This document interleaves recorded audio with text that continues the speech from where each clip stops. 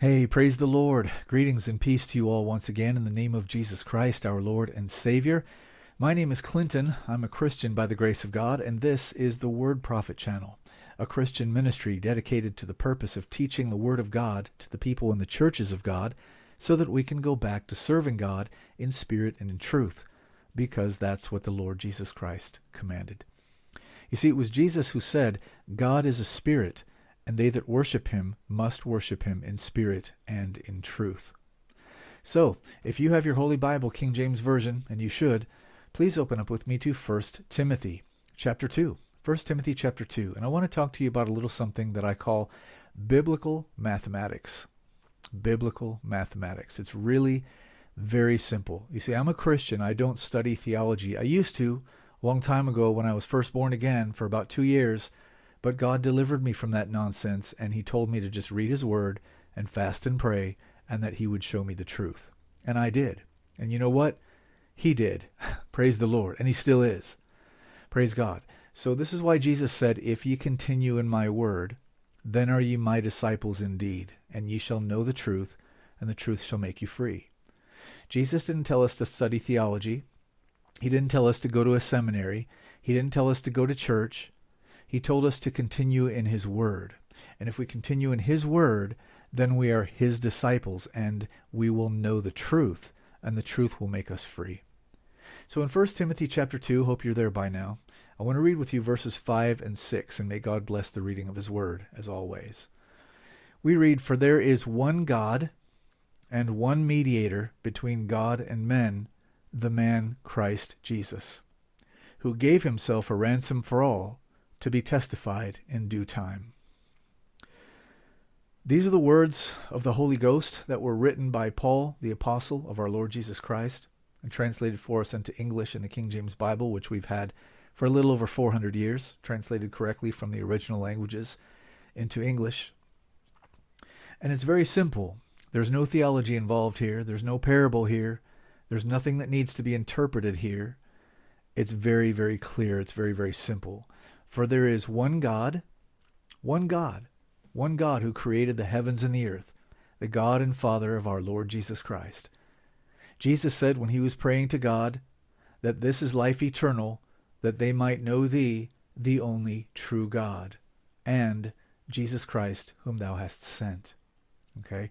So there is one God, and there is one mediator between God and men, the man Christ Jesus, who gave himself a ransom for all, to be testified in due time. You see, it wasn't God who died on a cross.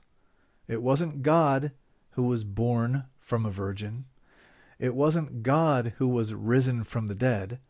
It was the Son of God, the man Christ Jesus, the only mediator between God and men, who was born of a virgin, who died on a cross for your sins and mine, and who was raised from the dead by the power of God. You see, so there is one God, and there is one mediator between God and men, the man Christ Jesus.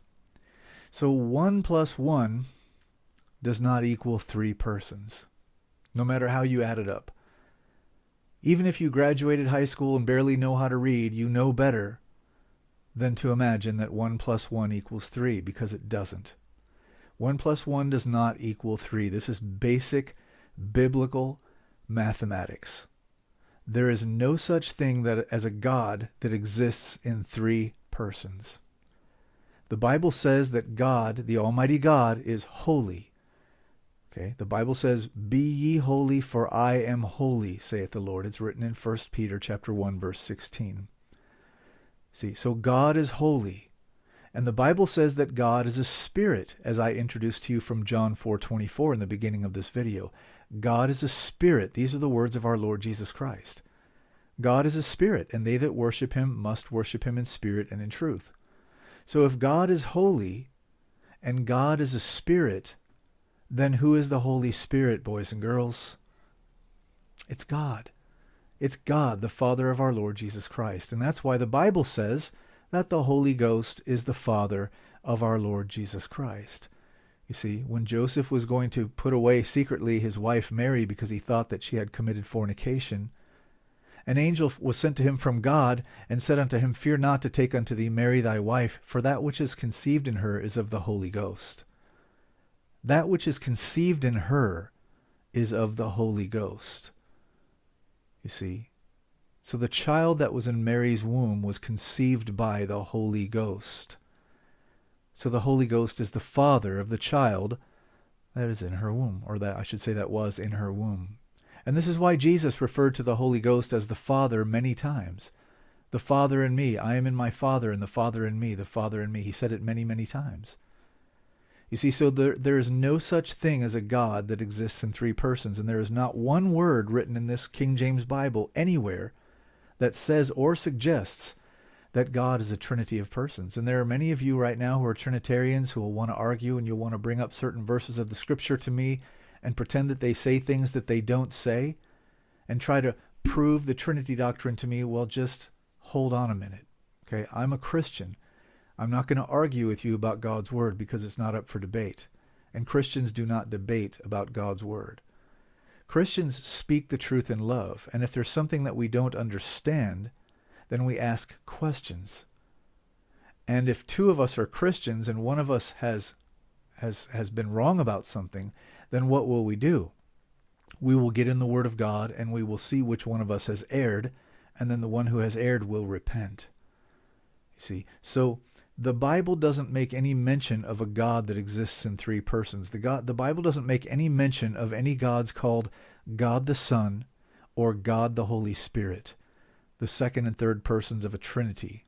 See, those are Babylonian mythology. They're not mentioned or suggested anywhere in the Holy Bible. And the reason that many people imagine that they are is because they have been taught to imagine that the Bible says things that it doesn't say, and that words in the Scripture mean things that they don't mean. So, that said, if you have earnest questions and you'd like to learn about the doctrine of Christ and about biblical mathematics, then you're welcome to post a comment here in the comment forum or write me an email. My email is always right below in the information box, and I will be happy to help you.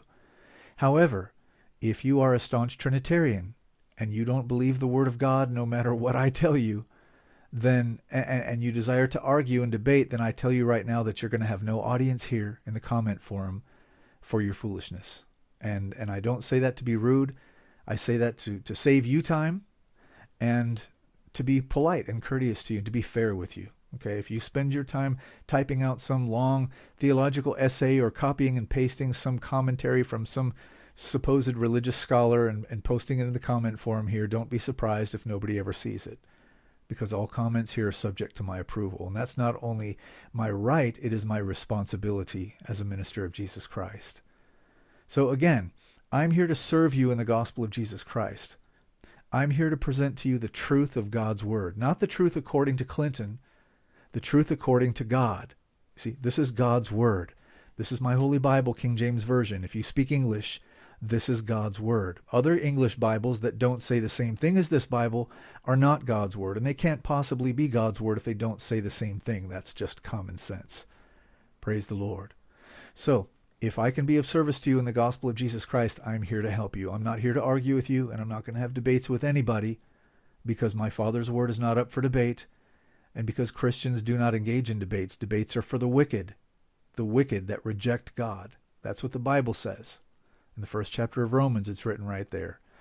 So, that said, if I may be of service to you in the gospel of Jesus Christ, put me to work. I'm here to serve you. Blessed be the name of the Lord.